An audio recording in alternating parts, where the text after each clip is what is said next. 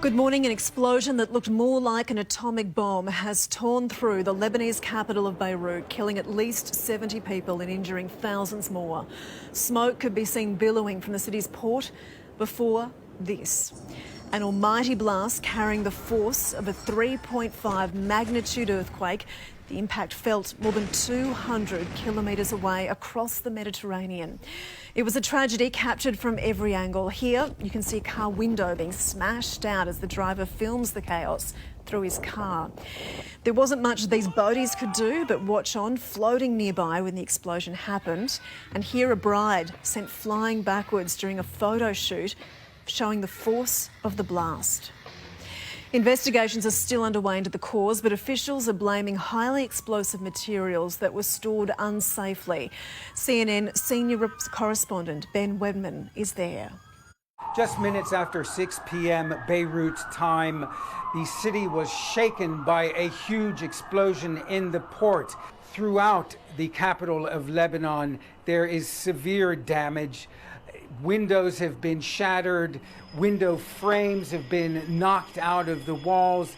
We are being told by eyewitnesses that they saw walking injured in the street, that people were being treated by other citizens who were injured by shattered glass. The electricity doesn't seem to be working throughout the city very well. One of the main hospitals here, Hotel Dieu, says they have received so far at least 400 injuries. Other hospitals also reporting dozens and dozens of injuries. Not quite clear at this point the number of fatalities, but we hear that the Lebanese Red Cross has called for all ambulances in the entire country to come to Beirut to try to take the injured to hospitals. There's a call out for people to donate blood to the injured. The Lebanese government has declared that tomorrow, Wednesday, will be a day of national mourning, but at this point they're still trying to find out exactly how many people were injured and killed in this massive and mysterious blast.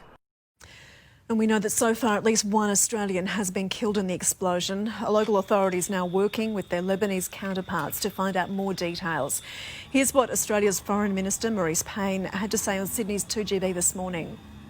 The size of this event, the size of the explosion and its impact is going to have caused a very significant number of fatalities. So we will work closely with local authorities to establish the extent of the impact on Australians. Prime Minister Scott Morrison confirmed Australia's embassy in Beirut had been damaged, but thankfully all the staff are okay. Some cuts and some scratches and these sorts of things, but they'll be seeking, I know that people were sleeping, will be sleeping there to ensure that the facility is not compromised. So they're doing a great job there and they'll be doing all they can, but our hearts really go out to our Lebanese Australian community.